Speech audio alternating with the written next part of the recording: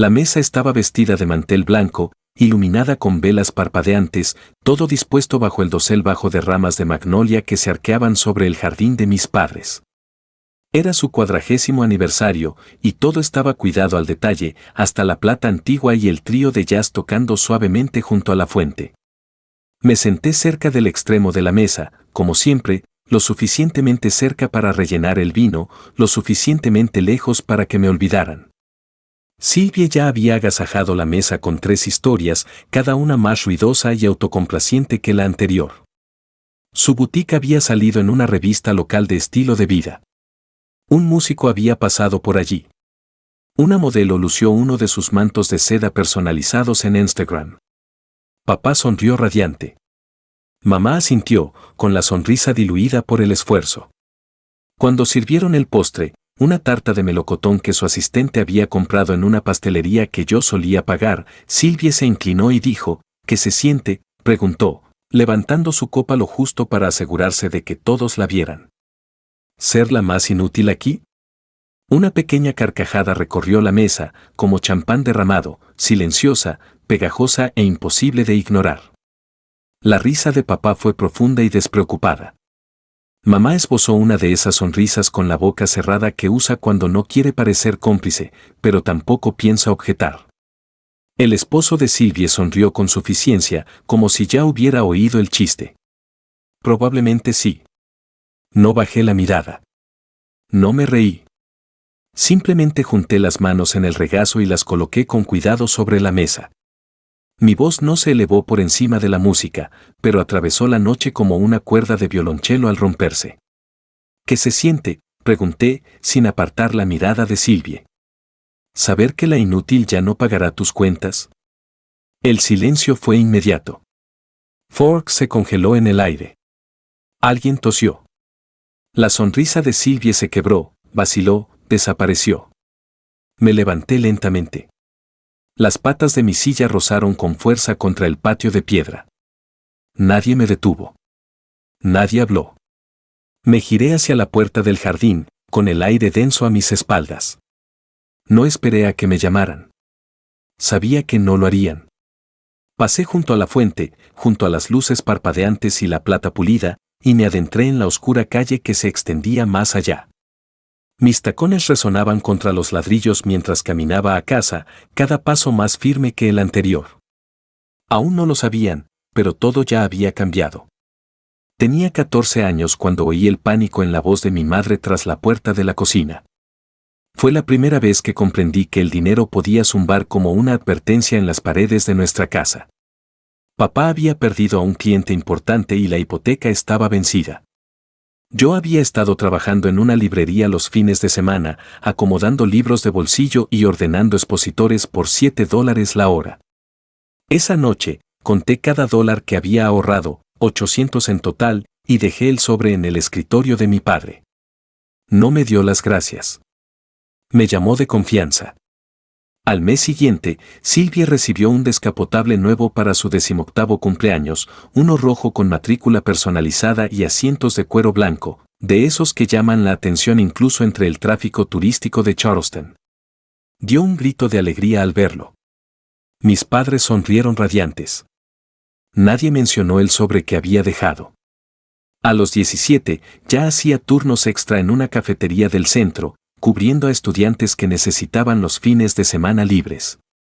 Le di a papá $500 para comprar herramientas de dibujo nuevas cuando dijo que las suyas apenas se sostenían. Me dio una palmadita en la cabeza como si fuera el perro, y luego le dijo a mamá que era un fideicomiso ambulante. A los 19, me ofrecieron una beca parcial para estudiar historia del arte en Florencia. Era lo primero que deseaba solo para mí. Recuerdo estar sentada en la escalera trasera con la carta de aceptación, releyendo las palabras hasta que se me hicieron borrosas. Carol Selby estaba otra vez atrasada con la matrícula, algo sobre cuotas sin pagar y un apartamento demasiado caro para su trabajo de medio tiempo en una galería. Papá me sentó en su oficina. La familia ayuda a la familia, Karen, dijo con esa mirada seria que usaba para cerrar una conversación antes de empezar. No me resistí. Transferí los $5,000 que había ahorrado para Italia a una cuenta vinculada a la Universidad de Silvia. Se graduó un año después con honores y un portafolio enmarcado por mis padres. Me gradué de una escuela pública local, compaginando las clases nocturnas con 2 trabajos. En la boda de Sylvie, pagué el depósito del lugar de la recepción. Cuando abrió su boutique, firmé el préstamo y nunca volví a ver los documentos. Me llamaban servicial, práctica y constante, pero nunca por mi nombre, y mucho menos con agradecimiento. Era martes por la noche, tan tarde que ya había apagado el portátil y preparado el té. Estaba en la cama con un libro a medio leer cuando vibró mi teléfono en la mesita de noche. El nombre de Sylvie iluminó la pantalla. Lo dejé sonar 2 veces antes de contestar. Karen, hola, dijo con voz alegre, como si acabáramos de hablar esa mañana.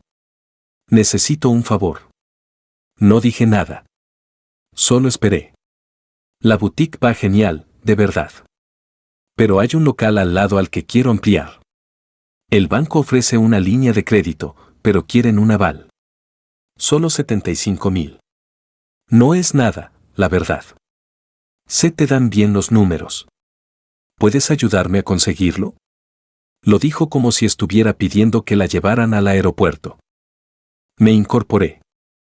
75,000 no es nada, Sylvie. Anda ya, rió entre dientes. Te pasas el día en ese pequeño apartamento escribiendo propuestas de subvenciones. Tienes inversiones. Ni siquiera tienes hijos ni hipoteca. No es que estés curando el cáncer. Se me hizo un nudo en la garganta. No, dije. Hubo una pausa. No, o sea, que no me vas a ayudar. No, es decir, no voy a avalar un préstamo de $75,000 para alguien que no me ha pagado nada. La ligereza desapareció de su voz. Estás siendo egoísta. La palabra cayó como una cerilla. No discutí. Colgué. Tras el silencio, me levanté de la cama y abrí mi portátil.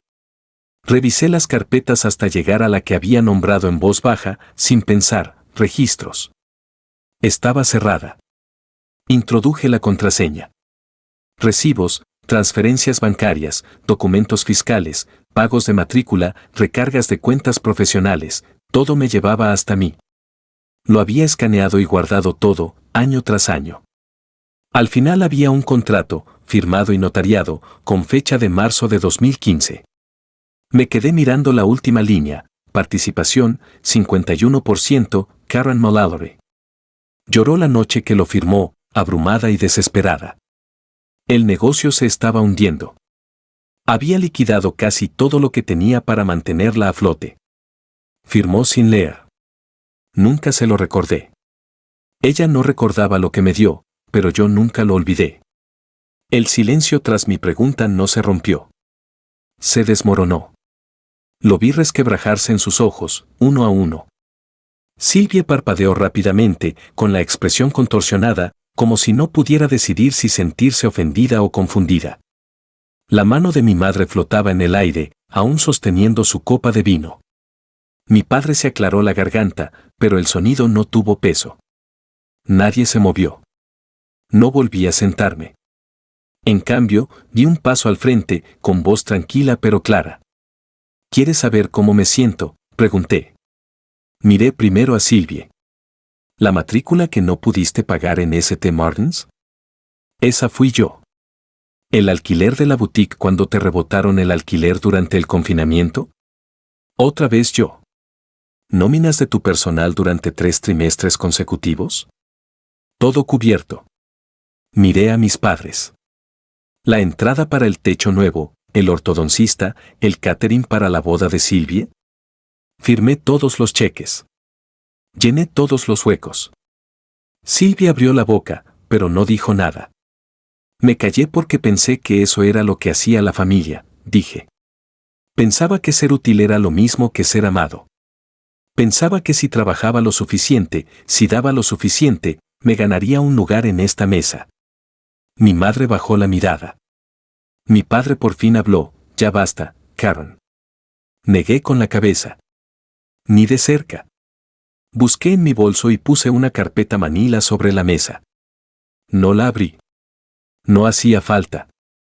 Dentro hay documentos que prueban que financié más de $120,000 en gastos para esta familia desde que tenía 16 años, incluyendo el contrato que me convierte en el accionista mayoritario de la boutique. Sylvie se incorporó de golpe. Estás mintiendo. La miré. Lo firmaste. Estabas llorando al teléfono, ¿recuerdas? Marzo de 2015. Te salvé el negocio. Simplemente olvidaste que estaba allí. Mi padre se levantó, con la mandíbula apretada. Estás humillando a tu hermana delante de todos. No, dije, recuperando la voz por última vez. Ya no quiero ocultarte lo que no quisiste ver. Me giré hacia la puerta. La luz de las velas a mi espalda parpadeaba inquieta. Nadie me seguía. Nadie me llamó por mi nombre. Cuando llegué a la calle, el aire se sentía más fresco y, por primera vez, el peso no era mío. A la mañana siguiente de la cena, abrí la aplicación del banco. Mi pulgar se cernía sobre la transferencia programada, $2,500, retirados de mi cuenta de ahorros el primer día de cada mes, como un reloj. Había empezado discretamente, cuando la boutique de Sylvie apenas cubría los gastos. No se lo había contado. Ella simplemente dio por sentado que todo se había solucionado solo. Pulsé cancelar transferencia. Apareció una ventana emergente, ¿seguro? Hice clic en sí. Al final de esa semana llegaron las consecuencias. Primero, una serie de mensajes de Sylvie, el casero llamó. El alquiler rebotó. ¿Qué pasa? Los proveedores están furiosos. ¿Llegas tarde con algo? Luego las llamadas. Luego los mensajes de voz, cada uno más frenético que el anterior. El viernes por la noche dejé de mirar el teléfono por completo. El sábado por la mañana sonó el timbre. Me acerqué al intercomunicador, sabiendo ya quién me estaría esperando al otro lado. Karen, espetó Sylvie. Abre la puerta. La voz de mi padre le siguió, más baja pero con un tono autoritario. No estamos aquí para pelear. Solo necesitamos hablar. Los dejé pasar. Entraron como si aún fueran los dueños. Sylvie pasó furiosa a mi lado y entró en la sala, con los brazos cruzados. Mi padre la siguió más despacio, escudriñando el espacio con la mirada, como si buscara algo que le decepcionara. Me interrumpiste, dijo Sylvie. La boutique es un desastre. Mis proveedores amenazan con demandar. Mi casero quiere 2 meses de renta inmediatamente. No puede simplemente. Lo hice, dije, y no lo volveré a hacer. No puedes decidir sin más, espetó. No cuando ya llevamos tanto tiempo. Llevo años decidiéndolo, respondí, caminando tranquilamente hacia la mesita donde guardaba la carpeta. Simplemente nunca te diste cuenta. Puse el portafolios encuadernado en cuero sobre la mesa de centro y lo abrí. Recibos, transferencias bancarias, el contrato de préstamo de la boutique, registros bancarios, correos electrónicos con sus proveedores, el contrato con mi participación del 51%, notariado y fechado. Todo lo que has construido, dije, pasando las páginas lentamente, lo he construido yo silenciosamente. Puedes llamarme egoísta, dramática, lo que quieras, pero ya está. Mi padre se inclinó sobre su hombro, entrecerrando los ojos al ver el contrato. Así no funciona la familia, Karen, dijo. No llevamos la cuenta. No, respondí. Simplemente no te gusta que te expliquen las matemáticas en voz alta. No hablaron por un momento. Entonces Sylvie agarró la carpeta, hojeando las páginas como si viera mi nombre por primera vez. Le temblaban las manos, pero no dijo nada. ¿Querías que lo arreglara?, dije, cruzándome de brazos. Ya lo hice. La voz de mi padre se agudizó al interponerse entre la mesa de centro y yo. Esto se acaba ya, dijo. Reintegrarás el pago. No podemos permitirnos este caos. Karen, tienes los medios. Ayudarás a tu hermana. Hablaba como si yo fuera un niño otra vez, como si los años no hubieran pasado, como si yo no hubiera financiado su paz durante más de una década, como si la obligación fuera mi configuración predeterminada. Ya lo hice, dije con firmeza. Ayudé cuando Silvia me lloraba noche tras noche, cuando creía que su boutique estaba acabada, cuando los acreedores la rondaban y no podía pagar la nómina. Liquidé mi cartera de inversiones, $60,000, todo mi colchón. Parpadeó. Silvia echó la cabeza hacia atrás. Nunca dijiste eso, espetó. No me lo dijiste. No preguntaste, dije. Se giró hacia mi padre con los ojos muy abiertos. Pensé que era un préstamo a corto plazo. Firmaste un contrato, dije. Estabas desesperada. Salvé el negocio, Silvia. Y luego desaparecí para que pudieras fingir que era solo tuya. Apretó la mandíbula. No tenías que humillarme. No tenías que sacarlo a relucir delante de todos. Dije la verdad, dije. Me humillaste en cuanto me llamaste inútil. Mi padre alzó la voz. No se trata de sentimientos. Se trata de unidad, de proteger a la familia. No, dije, acercándome. Se trata de poder. No puedes burlarte de quien mantiene las luces encendidas. No puedes llamarla egoísta cuando deja de dejarse agotar. Silvia rió, amarga y quebradiza. ¿Entonces esto es venganza? Una patética maniobra para controlar. No, dije en voz baja. Esto es recuperación. Durante años, te mantuve a flote y te dejé fingir que no existía. Dejé que me trataras como si te debiera el aire que respiras. Pero ya no. Ya no. Mi padre negó con la cabeza. Estás destrozando a esta familia. He estado aguantando, dije en voz baja, sin que te vieras. Solo te diste cuenta cuando dije que no. Silvia apretó la carpeta contra su pecho. Su silencio era más fuerte que sus gritos. Cuando se fueron, no los seguí. Cerré la puerta con cuidado tras ellos y me quedé allí un buen rato, con la mano todavía en el pomo. Mi voz por fin había llegado, y sabía exactamente dónde resonaría a continuación. El sobre Manila llegó una mañana lluviosa, pesado en mi buzón, como si ya supiera lo que contenía. Dentro había una demanda. Silvia me demandaba, alegando que la había obligado a ceder la boutique en un momento de vulnerabilidad emocional. Su abogado usó frases como influencia indebida y abuso de confianza. No entré en pánico. Llamé a Laura, quien me dio el nombre de una abogada de confianza, Margot Shaw. Margot revisó todo, mis documentos, las cadenas de correos electrónicos, las transferencias bancarias, el contrato notariado. No se inmutó. Esto no es una demanda, dijo, pasando la última página. Es un disparo de advertencia, y no dará en el blanco. La audiencia se desarrolló rápidamente. Silvia apareció, con los labios bien apretados. Mi padre se sentó a su lado, con los brazos cruzados y la mandíbula apretada. No me miraron. Su abogado me describió como controlador y calculador, dijo que me aproveché de su desesperación en 2015 y que usé el negocio como palanca contra mi familia. Entonces Margot se puso de pie. No adornó.